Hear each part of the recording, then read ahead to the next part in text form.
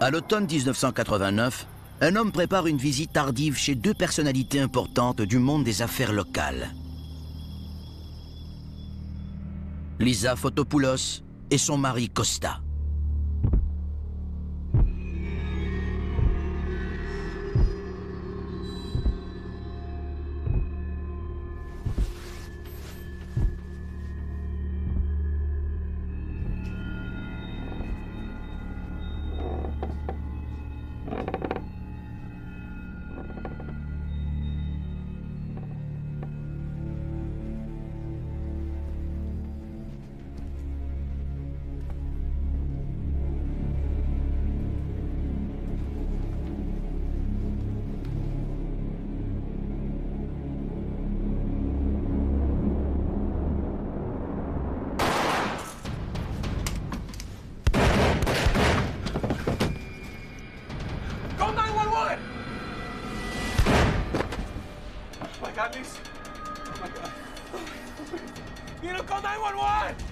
Le coup de feu réveille la mère de Lisa et son frère Dino. Je pensais que c'était des pétards à mèche. Je ne savais pas ce que c'était.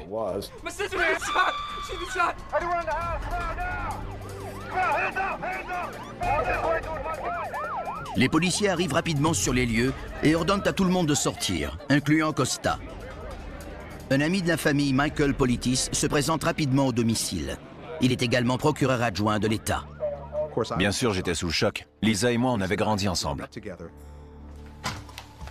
Les policiers fouillent prudemment la maison, incertains de ce qu'ils y trouveront.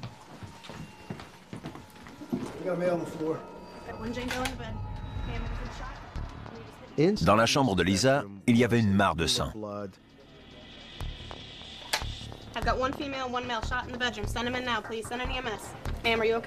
La balle est toujours logée dans sa tête. On ne savait pas si elle survivrait. On lui avait tiré dans la tête à bout portant. Évidemment, on craignait le pire.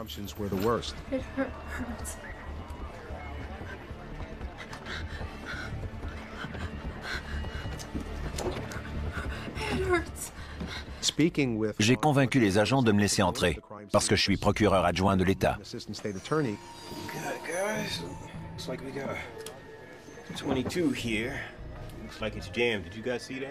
D'abord, les policiers croient qu'il s'agit d'un cambriolage qui a très mal tourné. On parlait d'une introduction par effraction, devenue un vol qualifié, puis une tentative de meurtre. Costa possède une imposante collection d'armes, c'est un fait bien connu. L'intrus a donc pris un grand risque en entrant dans sa chambre et en tirant d'abord sur sa femme. Lisa était du côté le plus éloigné de la porte. Pourquoi l'intrus a-t-il fait le tour du lit pour abattre Lisa? Ça aurait été plus logique d'abattre la personne la plus proche de la porte ou qui représentait la plus grande menace, l'homme. D'autres éléments de la scène de crime paraissent inhabituels. Le tireur serait entré par un carreau cassé. Mais il y a un problème. C'était physiquement impossible pour un être humain de passer par là. Et rien ne semble avoir été subtilisé. Aucun bien personnel, aucun bijou et aucun argent n'avait été volé. Les enquêteurs interrogent Costa et Dino à propos des événements.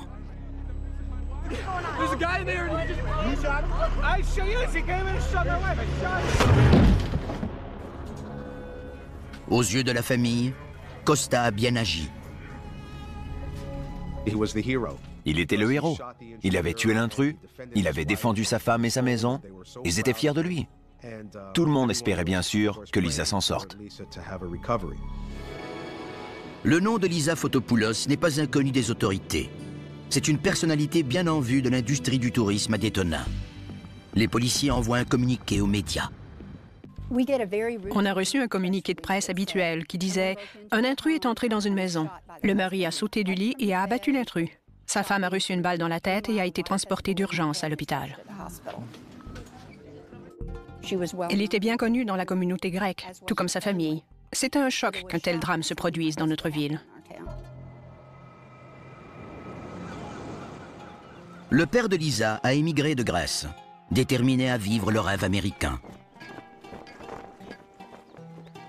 Il a construit sa fortune grâce aux touristes sur la promenade de Daytona Beach.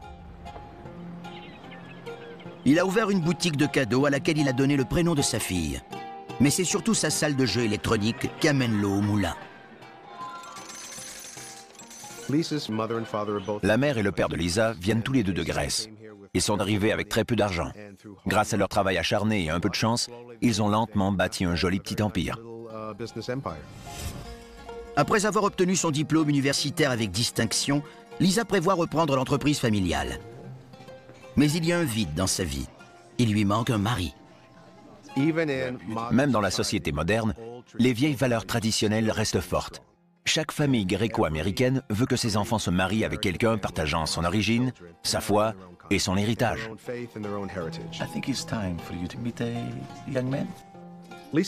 Le père de Lisa a entendu parler d'un gentil jeune homme grec. Il était instruit, venait d'une bonne famille et c'était un bon garçon. Il a donc organisé une rencontre. Lisa? Costa. Costa? Lisa. So nice to meet you. Costa ne fume pas, ne boit pas, et comme le père de Lisa, il est venu en Amérique pour réussir. I'll see you again soon, I hope. Okay. Il travaille de soir comme serveur, tout en poursuivant une maîtrise en aéronautique. Le couple, ivre de passion, se marie rapidement. Les mariages grecs sont de grandes fêtes. C'était probablement un des plus gros qu'on avait connus dans la communauté gréco-américaine. Bien sûr, plusieurs membres de la famille de Costa ont assisté au mariage. Costa Fotopoulos entre dans une des familles grecques les plus riches de Daytona Beach. Et pour la première fois de sa vie, il a beaucoup d'argent. Mais ses espoirs et ses rêves semblent maintenant brisés par une balle logée dans le cerveau de Lisa. Les médecins choisissent de ne pas tenter de la retirer, car Lisa pourrait mourir pendant l'opération. J'ai dit au médecin, vous êtes l'expert, faites ce que vous croyez être le mieux, et prions. Mais les chirurgiens entreprennent la tâche délicate de retirer les fragments d'os du crâne.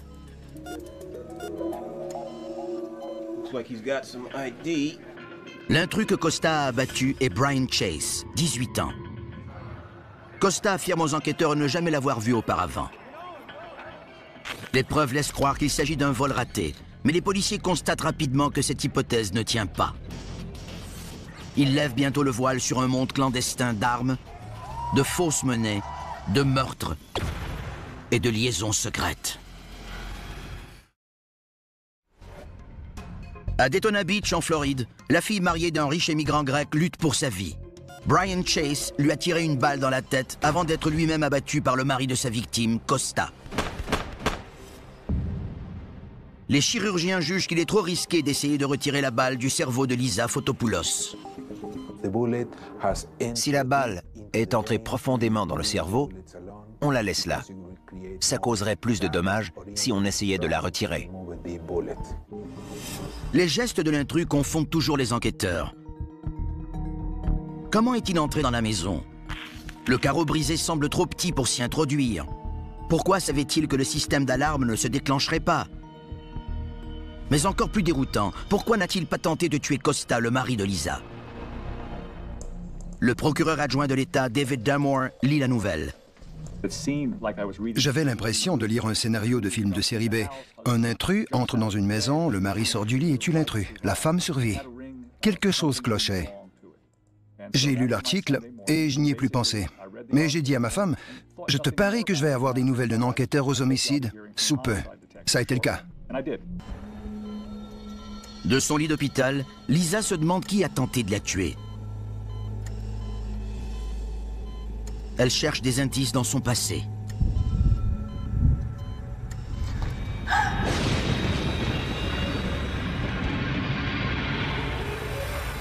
Après avoir épousé Lisa, Costa se joint à l'entreprise familiale. Mais il est rapidement ennuyé par la routine quotidienne. Elle n'est pas à sa hauteur.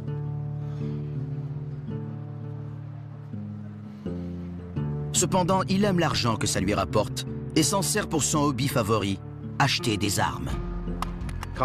Costa avait une revue d'armes et de munitions sous son matelas, là où la plupart des hommes gardent un Playboy. C'était une passion pour lui. Ça faisait partie de son mantra. Costa aimait les armes. Quand il ne joue pas avec ses armes, il en parle. Il lançait même des remarques qu'on ne prenait pas au sérieux, comme « si tu fais ça, je te tire ». Mais il le disait en plaisantant. Il ne le disait pas sérieusement. Personne ne l'a jamais pris au sérieux. Son intérêt pour les armes devient une obsession dévorante. Costa faisait ses propres balles. Les fins de semaine, on regardait le football, mais Costa préférait aller au champ de tir. Une rumeur raconte aussi qu'il se fait un peu d'argent en achetant et en vendant illégalement des armes.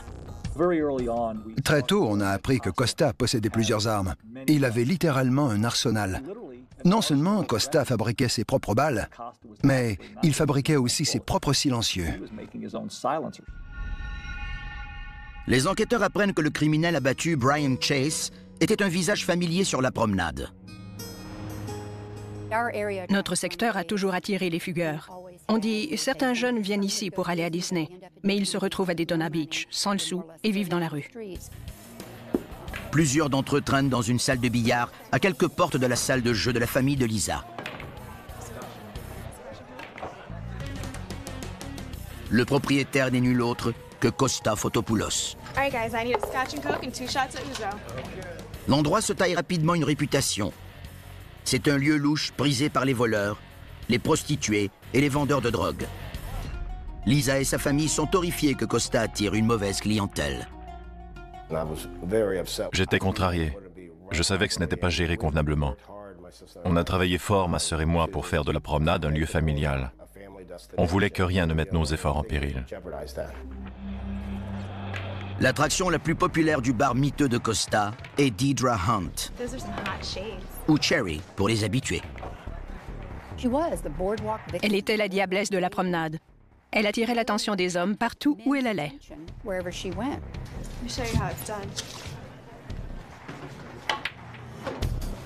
Costa aime la compagnie de ses clients louches et éprouve une attirance sexuelle envers sa barmaid d'étoiles. Pour Costa, Deidre était tout l'inverse de Lisa. Lisa était une dame. Elle avait de la classe. Deidre était une débauchée. Elle pouvait être vulgaire. Avec elle, il menait une vie risquée. Il vivait dangereusement.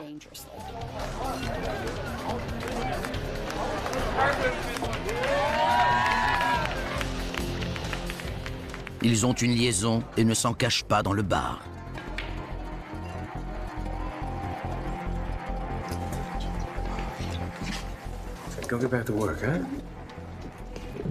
Les enquêteurs découvrent que Deidre Hunt a un passé trouble. Elle a eu une enfance très difficile. Elle était aux prises avec des problèmes de drogue. Selon sa mère, elle a été violée enfant. Elle a été maltraitée dans son enfance, d'abord par sa mère, puis par d'autres personnes de son entourage. Son père l'a abandonnée et l'a reniée. Elle a ensuite connu une série de relations violentes. Adolescente, elle se tourne vers la prostitution pour survivre.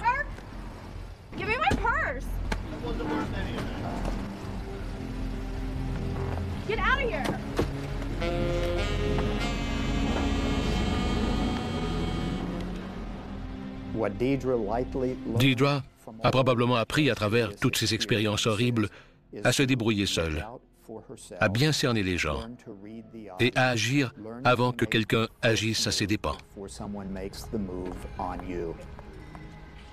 Ça l'a endurci. Ça l'a aidé à comprendre l'importance d'être rusé et de ne pas dévoiler ses plans. Costa a de l'argent, mais il en veut plus. Pour lui, la fin justifie les moyens. Bientôt, il s'occupe de prostituées, fait le trafic de fausses monnaies et vend des armes. Le bar est son centre des opérations et Deidre Hunt est son acolyte. Deidre semblait à l'aise dans le rôle de la mauvaise fille. Hey baby, do you have my money? On peut imaginer que lorsque Costa et Deidre marchaient sur la promenade, ils contemplaient leur royaume. Ils étaient les maîtres de tout ce qu'ils contemplaient. Mais ça ne saurait durer. Le royaume va bientôt s'écrouler. I gotta go. Hey baby, how are you? You have a nice bath? Are you having an affair with Deidre? What?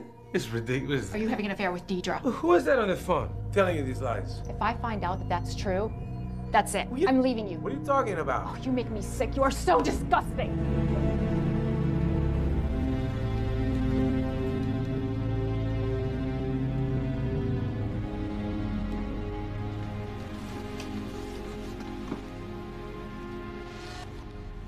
Les enquêteurs reçoivent une information troublante.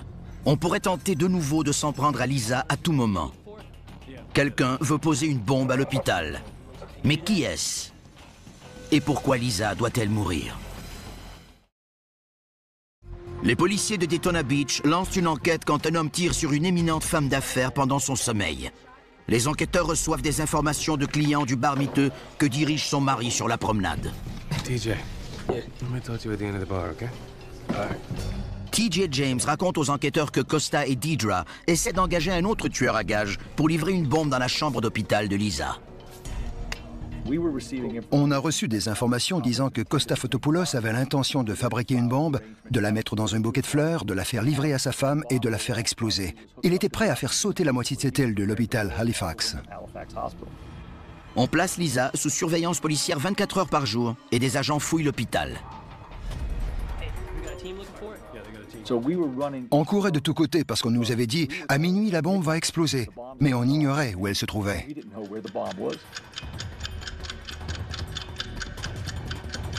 À minuit, rien ne se produit. Le reste de la nuit se déroule sans incident. Les enquêteurs reçoivent d'autres informations troublantes. Un jeune escroc, Matt Chambly, affirme que Costa et Deidre lui ont aussi offert de l'argent pour tuer Lisa. Il m'a dit qu'on lui avait offert 10 000 $ pour tuer la femme de Costa, Lisa. Un autre habitué du bar, J.R. Newman, révèle que les amants ont également tenté de l'engager. Il est venu me dire « Monsieur Demore, on m'a offert 10 000 $ pour tuer cette femme. » Les histoires qu'on nous racontait, bien qu'incroyables, sont de celles qui vous font agir. On avait maintenant au moins 3 personnes qui nous disaient que Costa Fotopoulos essayait de tuer sa femme. I have to go. Where are you going? I have to go to work. Your mother. Costa, goodbye. Where are you going? You'll be fine. It's okay. Le procureur sait qu'il lui faut d'autres preuves pour procéder à une arrestation. J'avais des individus de passage, des drogués et des voleurs, contre un homme qui n'avait jamais été accusé d'un crime, un homme d'affaires. Mon problème, c'était que je n'avais rien à montrer contre lui. Les enquêteurs fouillent dans le passé de Deidre Hunt et découvrent qu'elle a déjà eu des problèmes avec les autorités dans le New Hampshire. Deidre s'en tire impunément en mentant à la police avant de faire ses valises et de se poser à Daytona. Les agents l'amènent pour l'interroger. Elle parlait si vite, je n'arrivais pas à prendre des notes. Mon enquêteur et moi, on s'est regardés et je lui ai dit « Deidre, tu me donnes trop d'informations. Je ne peux pas tout noter. Pour que ce soit juste pour toi et pour moi, je veux être certain de tout noter correctement. Alors, accepterais-tu qu'on te filme ?» Ça ne la dérangeait pas. Elle était des plus désinvoltes. Deidre confirme sa liaison avec Costa, mais elle démontre également sa nature déloyale en avouant qu'elle le trompe avec un autre homme.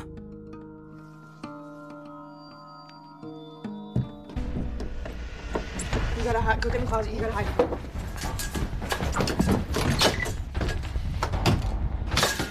Where is he?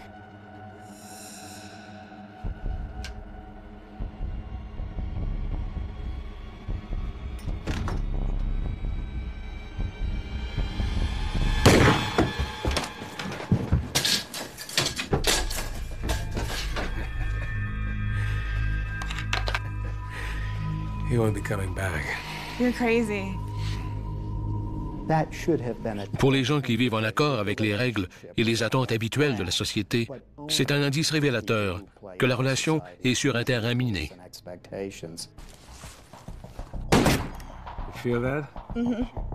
Deidre partage la passion de Costa pour les armes. Afin de l'impressionner, il invente des histoires. Il se dit agent secret et assassin payé par la CIA et le FBI. Elle avale tous ses mensonges. Il se dépeint plus grand que nature. Pour Costa, Deidre est beaucoup plus qu'une maîtresse. Il a vu ce qu'il voulait voir. Il a vu ce qu'il y avait en surface. La beauté, le charme et la possibilité de la manipuler et d'utiliser son pouvoir à son avantage. Elle était un magnifique outil dans son arsenal de pouvoir. Mais Lisa découvre qu'il la trompe et cette fois, elle semble déterminée à réagir. Get away from the car. What? I'm divorcing you. What? Get away from the car.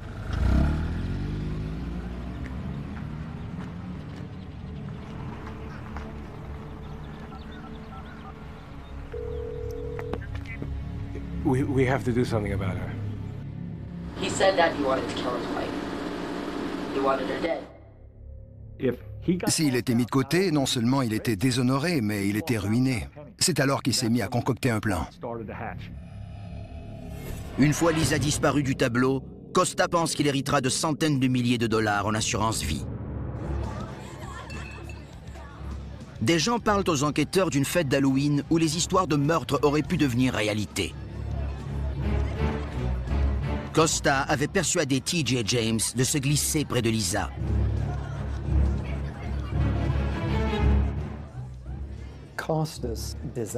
L'idée de Costa de faire tuer Lisa à la fête costumée était tellement théâtrale. Il y avait des costumes et une mise en scène. Son plan de match était ridicule. Il y avait des centaines de personnes. Elle était avec toute sa famille. Costa donne des instructions à l'assassin qu'il a engagé. Take the knife. Stab her 3 ribs up. Puncture her lung. Puncture her diaphragm, so she can't scream. And set her in a chair. Make it look like she's drunk.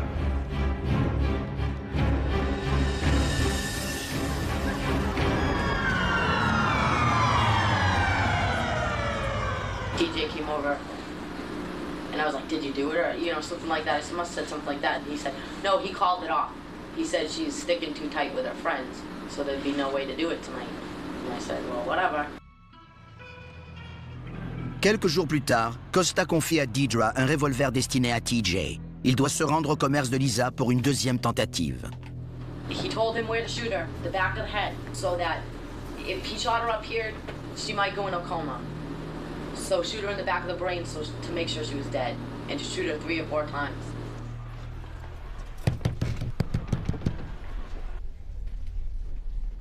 Can I help you? Is Costa here? No. Sat on my shoe. Wait! Get away! Lisa s'enfuit et le tueur à gages inexpérimenté ne peut se résoudre à appuyer sur la détente. TJ a échoué ses 2 tentatives d'assassinat. Costa, frustré, recrute Brian Chase pour tuer Lisa. Costa was mad. So Costa wanted him to come in the house and do it while she was sleeping. Mais ce que Brian Chase ignore, c'est qu'il ne vivra pas assez longtemps pour voir les $10 000 promis. Oh, you'll make a lot of money. It'll be something to be interested in tomorrow. Yes, that sounds good. See ya. But he told me he was going to shoot her on his way out when Brian was leaving. Quoi de mieux pour devenir un héros que de protéger sa femme ou de tuer le voleur qui entre dans la maison pour lui faire du mal? Brian Chase se révèle aussi incompétent. Sa brique rebondit sur la vitre. Puis, une lumière de sécurité l'effraie. Mais ses clients insistent. L'échec n'est pas une option. Deidre reste tout près pour s'assurer que le meurtre est commis. What are you doing? I can't do this. Get back up there. I can't do this. You have to. I'm sick of this. Go up and don't come back until you're done. Can't. If you don't do it, you'll have to do it cost yourself. And you know what that means. He will kill you. Just go. Screw this.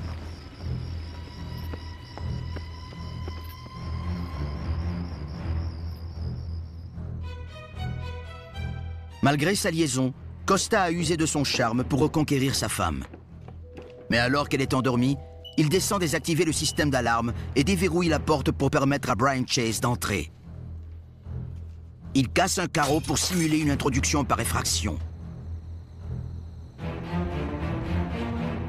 retourne se coucher et attend de voir son plan tordu s'exécuter.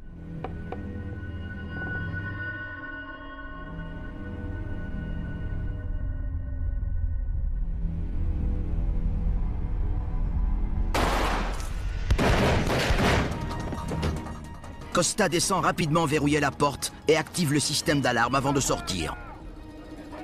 He wanted it done. He couldn't stand her anymore because all she kept talking about is where you going, what are you doing, etc., etc. She stuck like glue to him. And he couldn't stand it anymore. Deidre révèle alors un secret encore plus grand.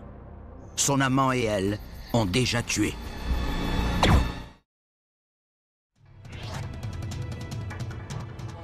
Deidre Hunt a avoué aux enquêteurs que son amant Costa Fotopoulos et elle essayaient depuis des jours de faire tuer Lisa pour mettre la main sur son argent. Ce n'est qu'au milieu de l'interrogatoire qu'elle a dit tout à coup « En passant, on a tué un gars dans le bois. Je ne savais pas si je devais la croire. »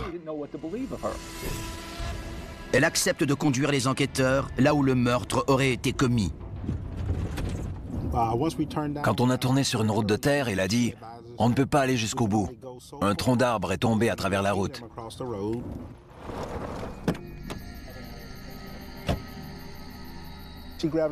Il a pris une lampe de poche et elle a dit « Il est juste là. » Effectivement, il y avait une chemise noire et un corps.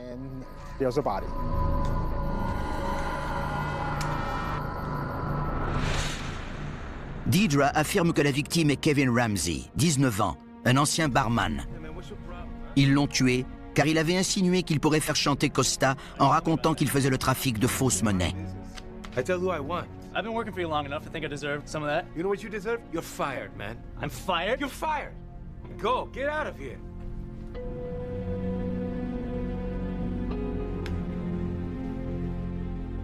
Costa le rappelle vite. Il lui pardonne et veut passer l'éponge. Il convainc l'adolescent naïf de suivre ses traces. Il pourrait devenir un assassin international et faire beaucoup d'argent. Deidre prétend être elle aussi intéressée par ce poste. Mais Kevin sera le premier à subir l'initiation visant à prouver qu'il a le courage nécessaire. He said that he had to shoot it at our feet and stuff, and he was going to tie Kevin to the tree. He gave me a 22 with a silencer on it. So his hands were behind his back. And he tied his hands together, and he tied them around his waist. And he walked to the left, and he said, take the 22 and shoot him. I shot him. How many times did you shoot him? I shot him 3 times in the chest, and once in the head, in the left-hand temple. I shot him right here. At a close range? Yes. D'habitude, les gens impliqués n'avouent pas comme ça. C'était comme si elle était quelqu'un de l'extérieur. What are you doing? You're under arrest for murder. Dans son regard, on voyait qu'elle était surprise d'être arrêtée après nous avoir avoué non seulement qu'elle avait causé la mort de Brian Chase et tenté de tuer Lisa, mais aussi d'avoir tué de sang-froid un jeune homme dans les bois. Deidre affirme aux enquêteurs qu'elle peut prouver chaque mot de son histoire, puisque Costa a tout filmé.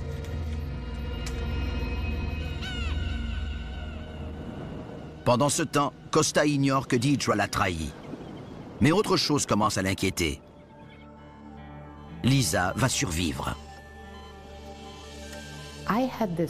J'avais une force intérieure qui me disait que je ne mourrais pas. Cette balle dans mon cerveau est passée à un cheveu de me tuer. C'était un miracle que je survive. Mais c'était comme si Dieu m'avait prise dans ses bras et ne voulait pas me laisser aller. J'avais cette force intérieure. Je savais que je survivrais.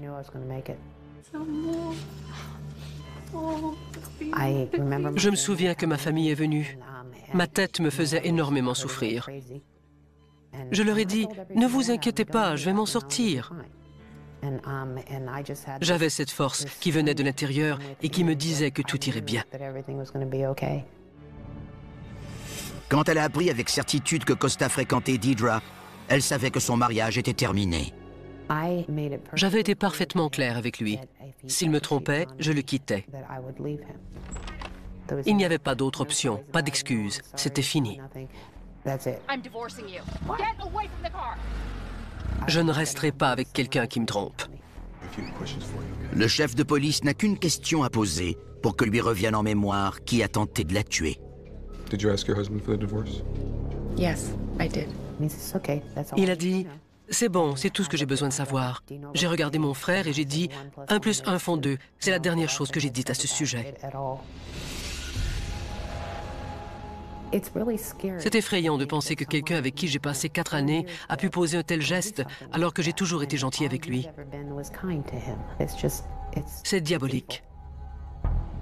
Les policiers amènent Costa pour l'interroger. Il était arrogant. Je suis le sauveur. J'ai sauvé ma femme de cet homme. Pourquoi m'accuseriez-vous? Ces gens mentent sur toute la ligne, je n'ai rien à voir là-dedans. Costa nie tout.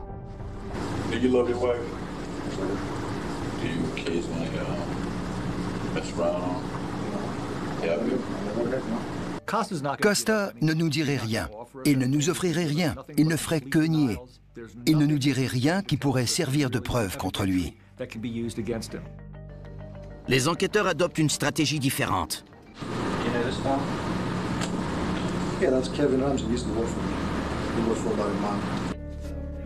Kevin was stealing consistently from us, and he was taking money from his pocket. You know where he is today? No idea. The last I heard of him, his girlfriend said that he was someplace working for somebody's father for making good money, and they just said he'll be back and get his stuff.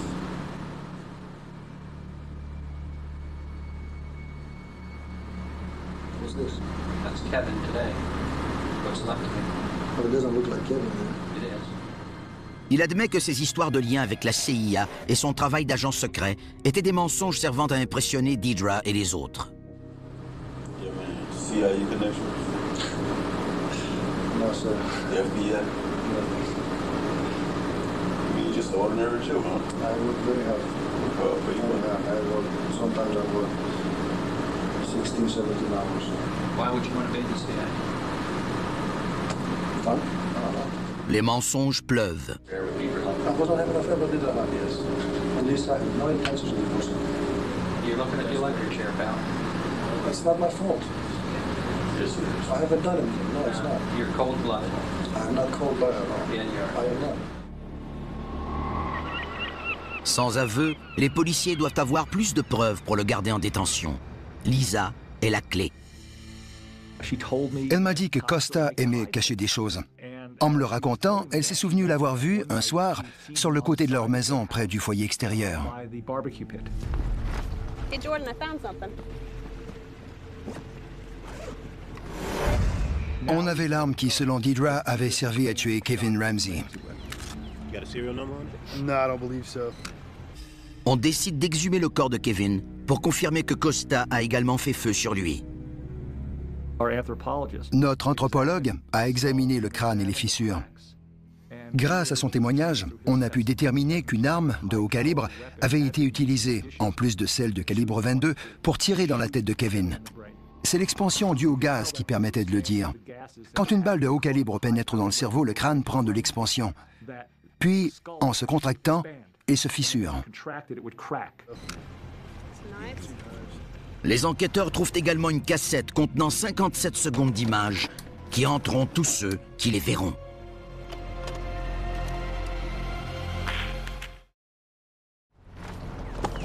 Après des semaines de recherche, les policiers découvrent finalement l'horrible vidéocassette sur laquelle se trouvent les 57 secondes d'images montrant le meurtre de Kevin Ramsey. Deidre s'approche et le caméraman Costa Fotopoulos dit quelques mots. On peut voir Kevin. On voit qu'il a les mains attachées derrière le dos, contre l'arbre. OK.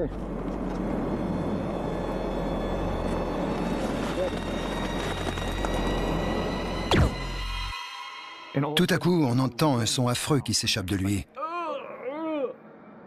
Et sa tête va vers l'avant. Il est affaissé. Elle lui prend immédiatement la tête avec sa main droite. Elle lui agrippe les cheveux, elle met le fusil sur sa tempe et lui fait exploser le cerveau. Et sa tête tombe. L'enregistrement s'arrête. Il n'y avait pas un bruit dans la pièce. Aucun d'entre nous n'avait vu quelqu'un se faire assassiner avant. Je n'avais jamais entendu l'agonie, je n'avais jamais vu à quel point quelqu'un pouvait être sans pitié. Quand elle l'a agrippé par les cheveux, j'ai eu un haut le cœur. J'en ai encore, juste à y penser. Pour toucher la personne qu'elle vient d'abattre, Deidre doit énormément dépersonnaliser la victime. Elle est égocentrique et transportée. Costa et Deidre sont tous les deux accusés de meurtre. Deidre dit qu'elle témoignera contre Costa, mais elle veut conclure un marché. On le lui refuse. Elle voulait une peine équivalente au temps déjà purgé. On n'allait jamais accepter ça. Quand on a rejeté ses demandes, elle s'est durcie. Ça a été la fin de sa coopération avec nous. Quelques heures avant son procès, Deidre Hunt change sa réponse à l'accusation. Elle plaide coupable. J'ai exprimé très clairement en cours qu'il n'y avait pas d'entente de coopération et que l'État demanderait la peine capitale. Je sentais que j'avais un dossier assez solide. Je n'avais pas besoin d'elle comme témoin. Ses avocats tentent de lui éviter la possibilité d'une injection létale. La défense a tenté d'atténuer les faits. Sa mère et des psychologues ont témoigné. Finalement, la Cour a déterminé et maintenu qu'elle devait être soumise à la peine capitale. Elle a réagi en pleurant. Ce n'est qu'après le prononcé de la sentence qu'elle nous a encore contactés par le biais de son avocat pour nous dire qu'elle avait changé d'idée. À ce moment, je ne voulais rien savoir d'elle. Je ne lui faisais pas confiance. Je n'avais pas besoin d'elle. Je ne voulais plus d'elle. À son procès, Costa nie tout. Il affirme que tout le monde ment à son sujet. Ce n'est pas sa voix sur la cassette. Ce ne sont pas ses armes enterrées dans le foyer extérieur. Il n'assumait aucune responsabilité, même si les preuves étaient plutôt accablantes, dont la vidéocassette avec une voix que plusieurs disaient être la sienne. Il est évident pour le jury qu'il est un as de la manipulation. À cause de lui, 2 jeunes hommes ont été trompés et tués. La seule règle qui importait, c'était « Comment puis-je obtenir ce que je veux au moindre coût ?» Ce que les autres devaient payer n'importait pas. Il pensait qu'il pouvait se tirer de toutes les situations. Dans son esprit, tous ses complices étaient des voyous. C'était impossible qu'il les croie eux et pas lui. Dans sa tête, il avait une affaire gagnante. Costa s'est présenté à la barre des témoins. Il était extrêmement arrogant. « Comment pouvez-vous m'accuser? Vous ne savez pas de quoi vous parlez. Si vous veniez chez moi pour agresser ma femme, je vous tuerais aussi. » Une parfaite arrogance et un déni total. Il a dit que c'était le plan de Deidre Hunt. Que tout ce qui était arrivé, elle l'avait planifié dans l'espoir de gagner son cœur et de devenir sa femme. Que c'était son plan. Qu'il n'en savait rien. C'était une histoire ridicule. Mais dans toute son arrogance et avec sa façon de présenter les faits, il ne le voyait pas comme ça. Le jury ne croit pas à ces mensonges. Costa est également condamné à la peine capitale. 8 ans après avoir reçu sa sentence, Deidre a droit à un autre procès. Elle est de nouveau reconnue coupable, mais cette fois, la peine est réduite à la prison à perpétuité. Plus de 2 décennies après le meurtre et la tentative de meurtre, Costa Fotopoulos clame toujours son innocence. Deidre Hunt passe le temps en cherchant des correspondants. De ce qu'on sait du comportement de Deidre, grâce à ses écrits et à ceux qui la connaissent, elle n'a pas une parcelle de remords. Le remords a 2 aspects. Il faut avouer le comportement et ensuite reconnaître la dépravation morale du comportement.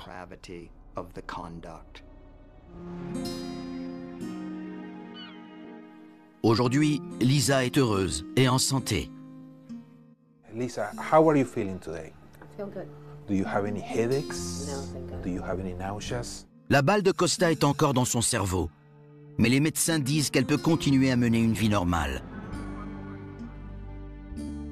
Elle s'est remariée et a mis l'horreur de sa vie avec Costa derrière elle. Je pense qu'il est un monstre diabolique. Je me fous de ce qu'il pense.